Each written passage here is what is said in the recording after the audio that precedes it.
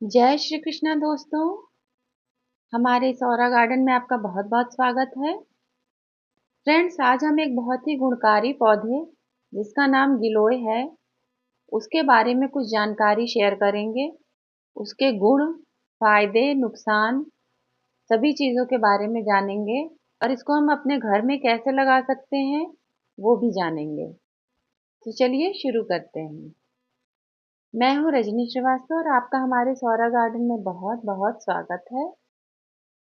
Friends, गिलोय एक प्रकार की बेल है जो आमतौर पर जंगलों, झाड़ियों, इन सब जगहों पर अपने आप ही निकल आती है। इसके इतने गुण देखते हुए आजकल ज़्यादातर लोग घरों में इसको लगाना पसंद करते हैं, इसको कंज्यूम करना पसंद करते हैं। और गिलोय के फायदे को देखते हुए अब लोगों में भी इसके प्रति जागरूकता बहुत बढ़ रही है और वो गिलोय की बेल अपने घरों में भी लगाने लगे हैं। हालांकि अभी भी अधिकांश लोग गिलोय की पहचान ठीक से नहीं कर पाते हैं। फ्रेंड्स, गिलोय की पहचान करना बहुत ही आसान होता है। इसकी पत्तियों का आकार पान के पत्तों के जैसा होता है और इनका रंग डार्क ग्रीन होता है। अब गिलोय के पौधे से आप अपने गार्डन का डेकोरेशन भी कर सकते हैं और उससे लाभ भी ले सकते हैं। गिलोय के पौधे को बहुत ज़्यादा पानी की आवश्यकता नहीं होती है। पौधे को सप्ताह में 2-3 बार पानी दें।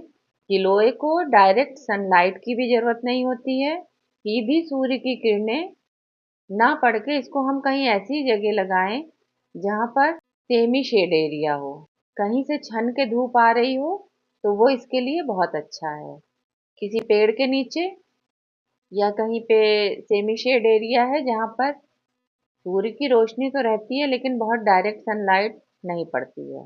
इसे कभी भी बहुत तेज धूप में ना रखें क्योंकि ये सूख जाएगी।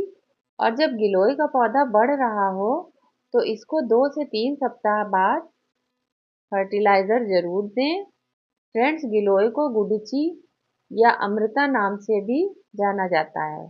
आयुर्वेद के अनुसार गिलोय की बेल जिस पेड़ पर चढ़ती है उसके गुणों को भी अपने अंदर समाहित कर लेती है।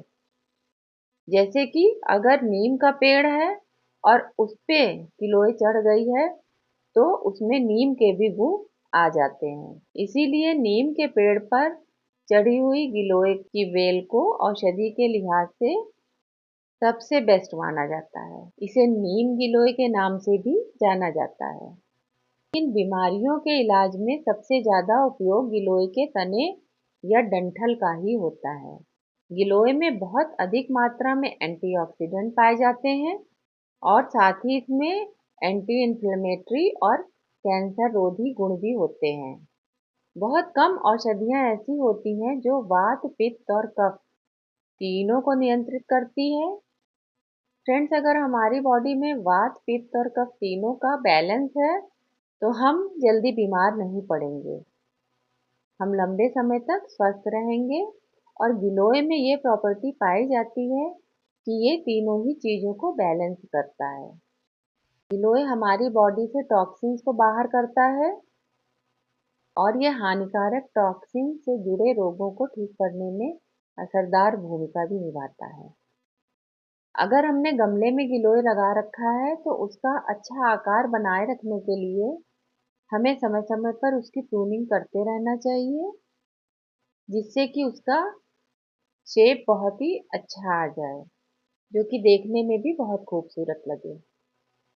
गिलोय को कीटों से बचाने के लिए इसमें कीटनाशक का छिड़काव करते रहें या फिर पानी में थोड़ा सा नीम का तेल मिला लें और उसका स्प्रे पौधे को दें। इससे पौधा कीटों से बचा रहेगा। ये एक बेल है तो इसको चढ़ाने के लिए कोई सपोर्ट की भी बहुत ज़रूरत पड़ती है। इस बेल को आप ऊपर बांध सकते हैं छत से या फिर कहीं जाली में इसको चढ़ाइए या कोई स्टिक लगा दीजिए गमले में, उस पे आप इसको चढ़ा सकते हैं। इसको सपोर्ट की बहुत ज़्यादा ज़रूरत है। वैसे तो गिलोय बारहमासी पाया जाता है मगर गर्मियों और बरसात के समय ये प्रचुर मात्रा में देखने को मिलता है। इसकी ग्रोथ बहुत अच्छी होती है। बस इसको डायरेक्ट सनलाइट से बचाना है किसी पेड़ के शेड में बहुत अच्छा चलता है ये। इसे कायाकल्प करने वाली जड़ी बूटी भी माना जाता है। हमारे शरीर की इम्यूनिटी को बढ़ाने में इसका बहुत बड़ा योगदान होता है और ये शरीर को संक्रमण और बीमारियों से लड़ने में बहुत मदद करती है।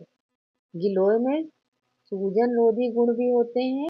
अगर आपके शरीर में कहीं भी सूजन है तो गिलोय उसमें भी मदद करता है। आपकी बॉडी की सूजन भी कम करेगा।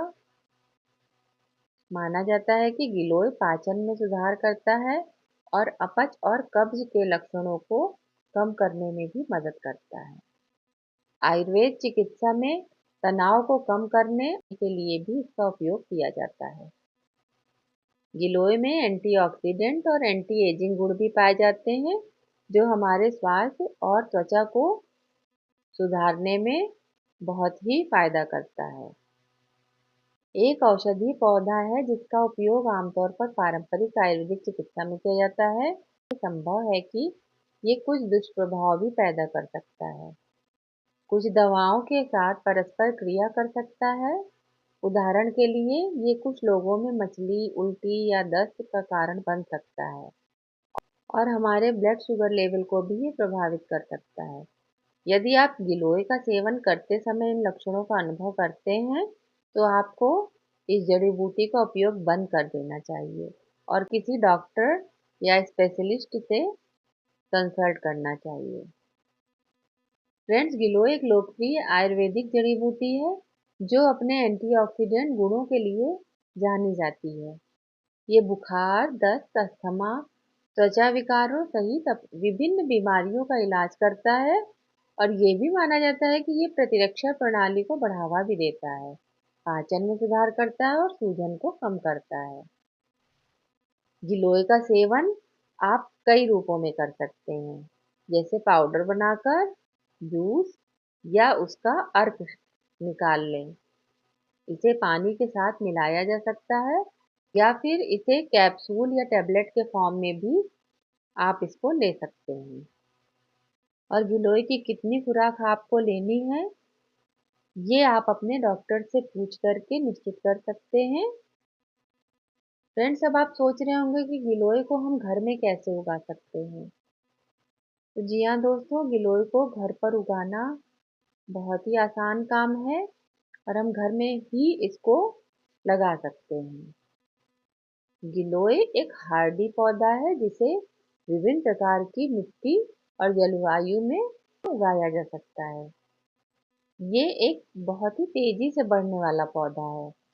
गिलोय का पौधा जहाँ भी लगाएं उसमें पानी के निकलने की अच्छी सुविधा होनी चाहिए। गमले में पानी बिल्कुल भी रुकना नहीं चाहिए।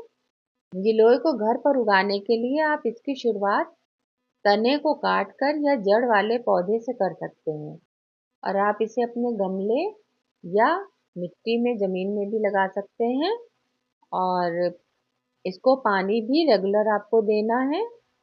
अगर बारिश का मौसम है तो उतनी ज़्यादा ज़रूरत नहीं है, नमी बनी रहेगी।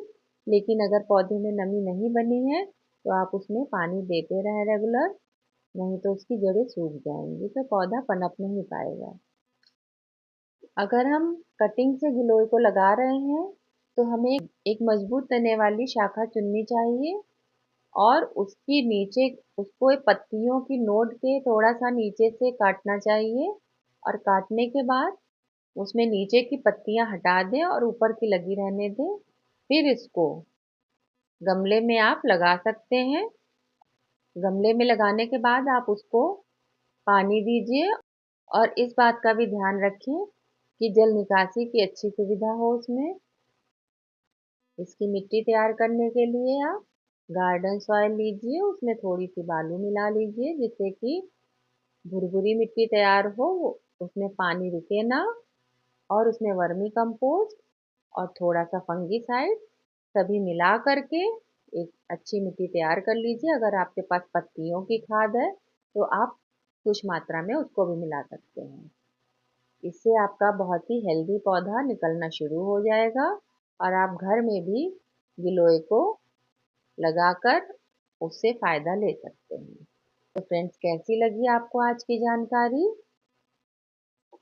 हमें कमेंट करके ज़रूर बताइएगा। फ्रेंड्स, अगर आपको ये वीडियो पसंद आया हो तो प्लीज़ इसको लाइक और शेयर करिए, क्योंकि आपके एक लाइक से हमें बहुत मोटिवेशन मिलता है। और प्लीज़ चैनल को सब्सक्राइब करके बेल आइकन दबाना मत भूलिए। तो फिर मिलते हैं नेक्स्ट वीडियो में नई जानकारी के साथ। तब तक के लिए जय हिंद, जय भारत।